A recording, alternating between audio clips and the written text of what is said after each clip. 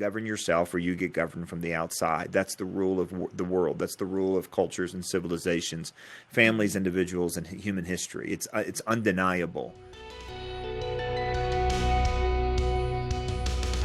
Welcome to Breakpoint this week. On behalf of the Colson Center for Review, I'm Maria Baer, alongside John Stonestreet, our president. We have a lot to talk about today, but John, I'm sort of riding high. I went to the Gospel Coalition Women's Conference last weekend, and I had so much fun. It felt like church camp for adults. And so I'm sort of... Did you go to church camp as a kid? No, you weren't a Christian as a kid, right? Okay, excuse me. I was a Christian as a kid. That's a loaded question. I did not go to church camp. I grew up in the Catholic Church, and church camp isn't really a thing. So I did Vocation Bible School in the summers, but no church camp for me. Man, church camp was a fixture. I mean, a fixture growing up for me. Every year at this property in the middle of the woods where the gnat problem was unbelievable. I mean, we would just get eaten alive. That's always the story. Why does it have to be in the middle of nowhere? That's like a prerequisite for put it somewhere where there's no mosquitoes or biting gnats. These things were vicious, and they they got us. And I mean, they seriously got us good. But I actually went back in college and worked at the same camp, and they had done something where they had flown in some sort of chemical bomb where they had killed, and they did this every year, and so it actually wasn't nearly as bad. And I was like, where was this when I was 8 years old? These kids have it so good. Were you so upset about that? I was so upset. I was like, when I was a kid, we used to have to walk back and forth to camp in the snow. Oh, they loved you. I bet they loved you when you did that. They were loving that. Okay, the Gospel Coalition Conference was in Indianapolis, so we did not have a gnat problem there. I actually don't think I ever went outside because my hotel was connected to the venue. But it was just really fun. We had a lot of really amazing speakers. I came home and told my daughter, Naomi, there were 4,000 women there. And she said, cool, which number were you? That's a good question. But that's interesting because it does give you the sense that in a lot of places, I don't want to say life's getting back to normal, but it's certainly crowds are gathering again. We've got a great turnout so far for the Wilberforce weekend in Fort Worth coming up in May. Yeah, you're going to be there. Yep. It's going to be just a remarkable time. But we're going to have record numbers. This should be our biggest year yet, and we certainly hope everybody can join us. And they did such a great job. Everybody was really careful. I mean, we wore masks and all that kind of stuff, but it definitely felt like just being back in a worship environment after that long. I think that's the first time really to have extended worship time for me since the pandemic started. So I was crying every song. It was really, in a good way, good tears. But it was, well, then a women's conference accomplished its mission if you were crying every time. So is that a wrong thing to say? I'm going to let that lie right there, and I'm not going to say anything. That would be what my wife would say right now, for the record. For everyone that's grumpy at me, that's why they started the Strong Women podcast, is to have women's things where not everybody cries. Fair enough. It's a stated mission.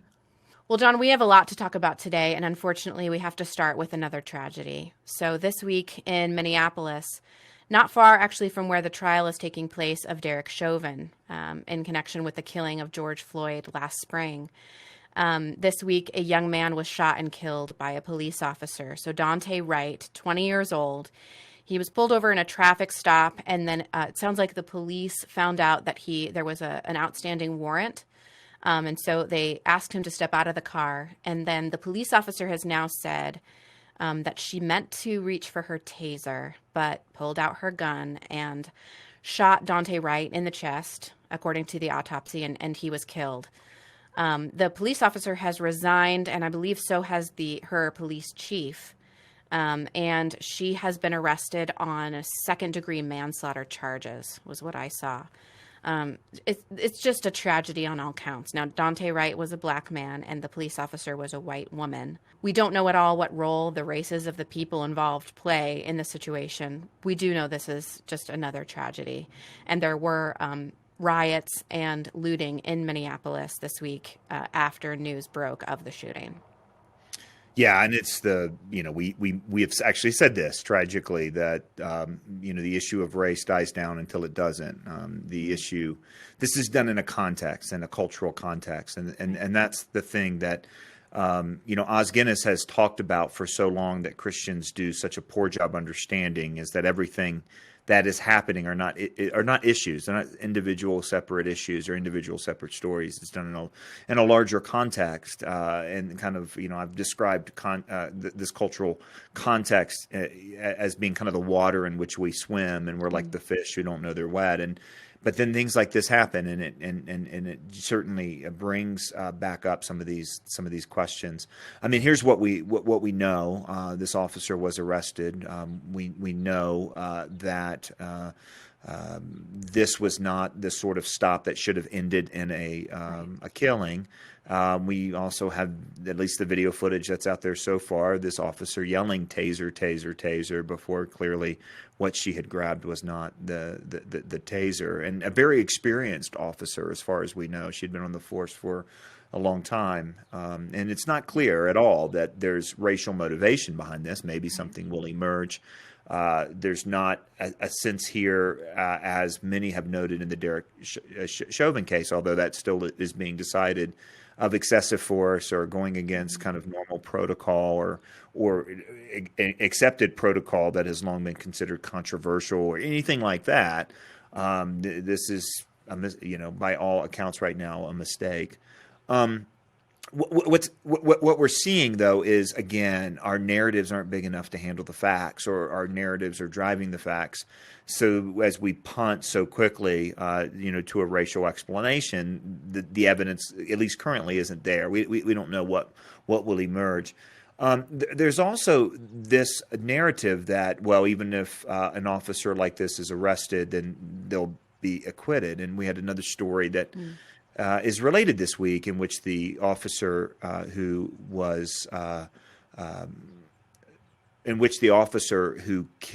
shot and killed the rioter in the Capitol on January the 6th was also found to be justified in their behavior and is not going to be charged. That's not going to go forward. In another set of circumstances, that's called, favoring the cops. In this set of circumstances, that's understood as being justified. Yeah. And it's like, who's looking at what story is determining when these conclusions are coming up. Now, that's part of being human, is having these biases. But it's also, I think, revealing the just dramatic limitations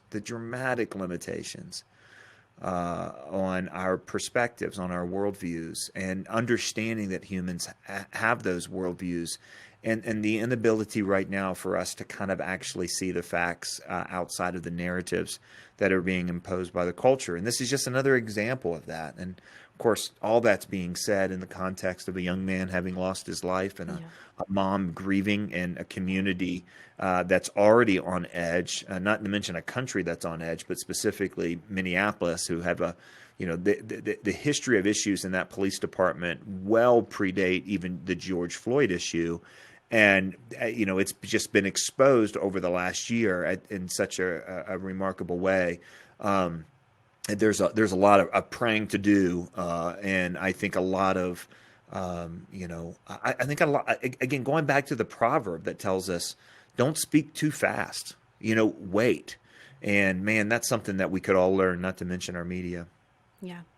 I think too, just removing any of the speculation about racial motivations in this story, it seems especially scary to me, and I know to a lot of other people too, that this kind of mistake is possible. That's a terrifying mistake for a police officer to make. The fact that they have access to those weapons, and that this kind of mistake is possible, and not just possible, but happened, is terrifying. And that's not something that we need to, I think, wait for the facts to come out. The officer herself said that that's what happened, that she thought she was grabbing her taser, and she grabbed the gun. So with knowing that that's what happened, I think I'm glad she resigned. That's such a scary error, that unfortunately it adds to the pressure that police will face to make people feel safe in their presence. And I think some of that pressure is not founded, but a situation like this and a story like this, it's founded. That's just a really scary mistake. The other thing I think it's important for us to acknowledge is that, again, we could talk about, and it's worth talking about, the veracity and the reasonableness of ascribing racial motivations to this. But we have to acknowledge that a lot of Black people will see this story and will put it into that category, that this was racially motivated. And whether right or wrong, it adds to their fear.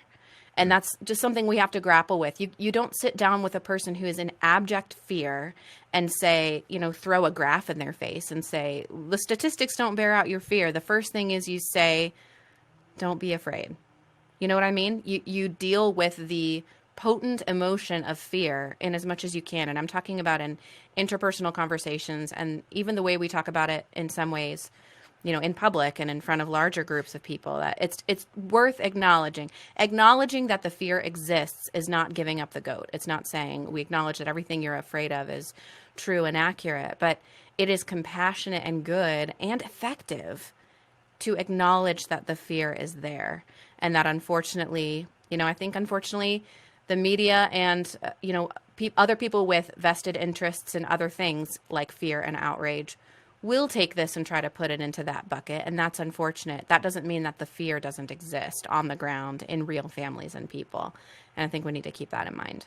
Yeah. I mean, the fear at some level, we have to reckon with even if racial motivations are completely removed from this equation, and again, the facts right now seem like they are. I mean, there's a way we do policing. There's a militarization of the police that has taken place, and there's also a disrespect of the police that has taken place, and that's a bad recipe. I mean, and both of those things can be true at the same time.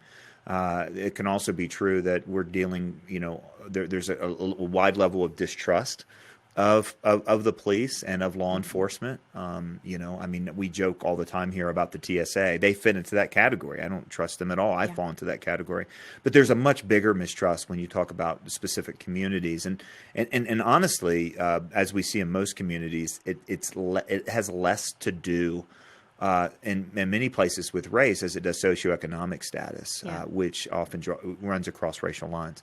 And so this is all of this stuff, requires a long, hard look. And I know, we're talking to many people, even right now who are in law enforcement themselves, or have a long history of family in law enforcement and the military and that sort of stuff. And it's just really difficult. And again, but beneath all of this, beneath the fact that there are problems that need to be resolved on all sides, is the fundamental issue that every society faces, which Chuck Colson called the conscience or the constable.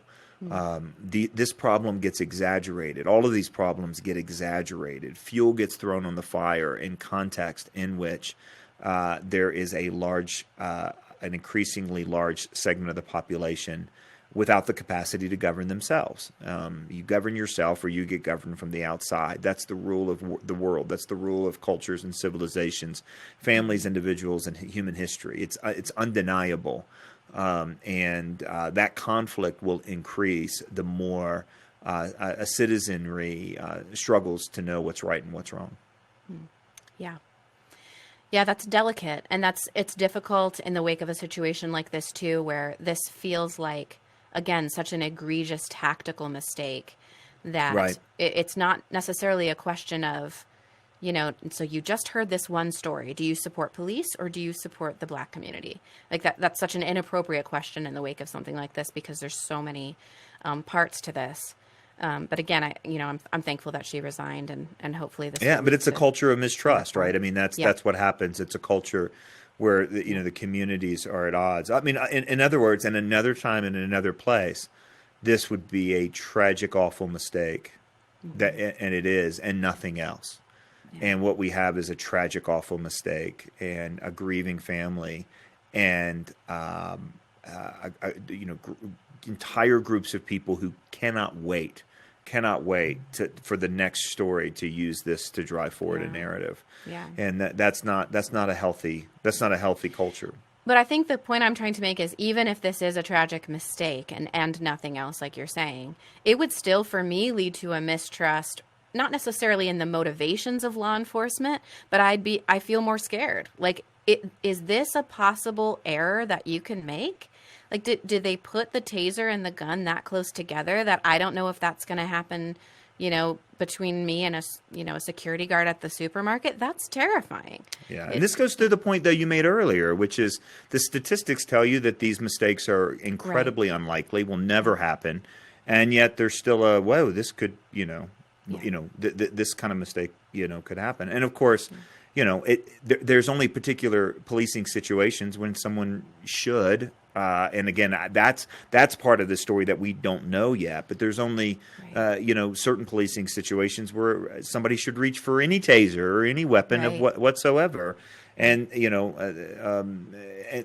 the more situations that require that sort of violent intervention, I don't mean violence necessarily in a bad way, but just necessary violence, then these mistakes are increased. So it is something to your point earlier that all the graphs in the world about how rare a mistake like this would be in a particular time in a particular place, these graphs don't seem all that compelling.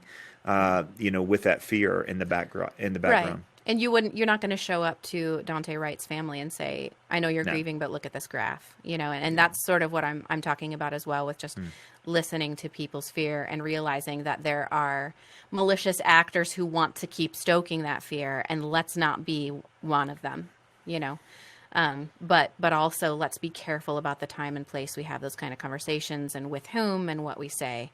Just realizing that fear is potent and that people are feeling it.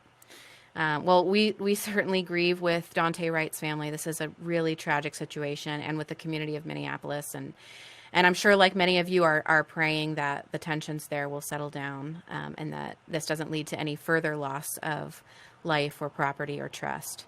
It's just something that's going to need ongoing prayer.